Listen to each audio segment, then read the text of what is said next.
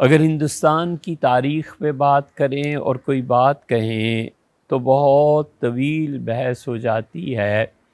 اور بہت زیادہ لمبی باتیں ہو جاتی ہیں. دنوں اور ہفتوں کی بات نہیں، مہینوں اور سالوں کی بات ہے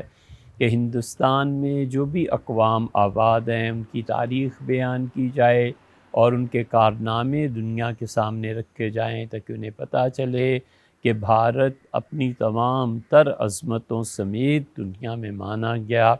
اور بھارت نے دنیا کی زبان سے اقرار کروایا کہ اللہ نے علم و فضل کے چشمے جس سرزمین پہ بہا دیے وہ در حقیقت ہندوستان ہے. ہمیں افسوس اس بات کا ہوا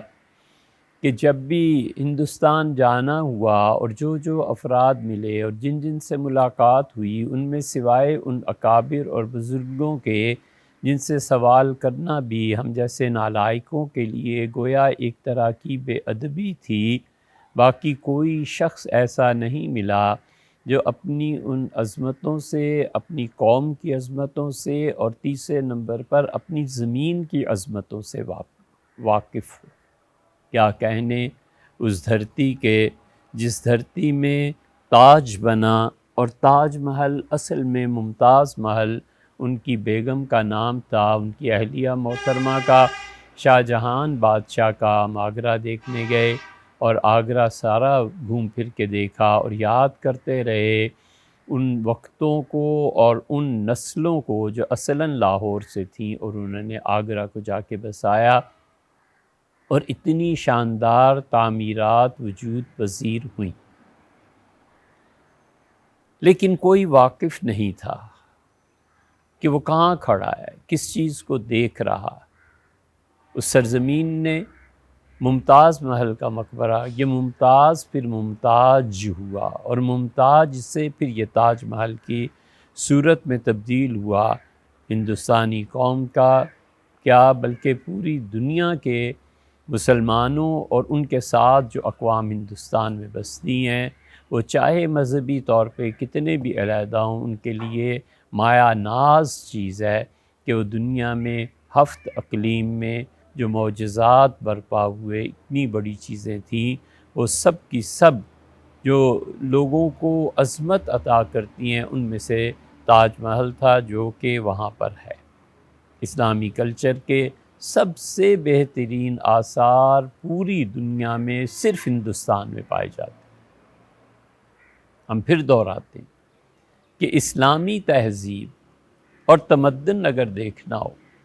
تو پوری دنیا میں سب سے زیادہ آثار ہندوستان میں پائے جاتے ہیں. دنیا کا کوئی ملک ہندوستان کا مقابلہ نہیں کر سکتا، اور مسلمانوں نے جو اس کو 4 چاند لگائے ہیں، دہلی کی جامع مسجد دیکھیں، لال قلعہ دیکھیں، قطب مینار ہم نے دیکھا، اور اس میں اوپر جانے پہ بعض وجوہ سے پابندی تھی، لیکن بہرحال اللہ تعالیٰ نے اس کے دیدار سے آنکھیں ٹھنڈی کرائیں. شالیمار دیکھیں، نشاط دیکھیں، نظام الدین کو دیکھیں، اور اسی طرح اور لوگوں کو دیکھیں، اور اکبر نے جو عمارات تعمیر کروائیں، یہ سب کی سب چیزیں، اور جو لائبریریز وہاں پر قائم ہوئیں اور جو اس کے اور چیزیں بنی، یہ سارے کی ساری چیزیں ایسی ہیں کہ چمن میں ہر طرف بکھری ہوئی ہے داستاں میری. اور اگر اس پہ بات مزید کریں تو کیسے کریں، وقت کی قلت ہے اور سننے والے اتنی طویل گفتگو سننے کے عادی بھی نہیں ہیں. مگر حقیقت یہ ہے کہ جب ہندوستان کا تذکرہ آتا ہے تو ہمیں غالب کا ایک شعر یاد آتا ہے. غالب کی مشہور غزل ہے جس میں انہوں نے اس کا مطلع کہا ہے کہ ہزاروں خواہشیں ایسی کہ ہر خواہش پہ دم نکلے، بہت نکلے میرے ارماں لیکن پھر بھی کم نکلے. تو جو ہزاروں خواہشیں تھیں ان کی، وہ جو ہوں سو ہوں، ہمیں اس غزل کو پڑھنے میں بار بار ہندوستان یاد آتا ہے کہ ہزاروں اور لاکھوں چیزیں ایسی ہیں جو قابل دید ہیں. مسلمانوں کے آنے سے پہلے بھی جو شاہکار اور جو مندر اور جو چیزیں بنائی گئی تھیں، وہ اب تک دنیا میں دھرتی پہ قائم ہیں. اور آرٹ کے سینے پہ مونگ ڈل رہی ہیں کہ اب بنا کر دکھاؤ ایسے منظر اور ایسی عبادت گاہیں اور ایسی چیز۔ غالب نے اسی غزل میں ایک اور شعر بھی کہا ہے، انہوں نے کہا مگر لکھوائے کوئی اس کو خط تو ہم سے لکھوائے، مگر لکھوائے کوئی اس کو خط تو ہم سے لکھوائے، ہوئی صبح اور گھر سے کان پر رکھ کر قلم نکلے۔ تو ہندوستان کی تاریخ پوچھنی ہو تو ہم سے پوچھو،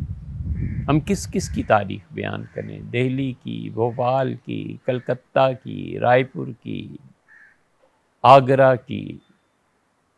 حیدرآباد، دکن کے تو خیر کہنے ہی کیا، کس کس کی تاریخ بیان کریں، کچھ سمجھ نہیں آتی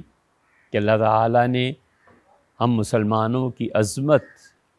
اور جو لوگ انسانیت کے لیے کام کرتے رہے ہم سے بھی پہلے، ان لوگوں کی عزت و عظمت وہ قیامت تک برقرار رہے گی۔ تو اس لیے آپ اگر اندازہ کریں تو بات ہم سے قابو میں نہیں آ رہی، کیونکہ ہندوستان میں اتنا کچھ ہے، کاش کہ اب مسلمان اس کے اہل ہوتے اور وہ دنیا کو گوہروں اور ہیروں سے بھر دیتے۔ ان میں سے ایک چیز کا تذکرہ آج آپ سے کرتے ہیں، اور وہ بستی رامپور ہے۔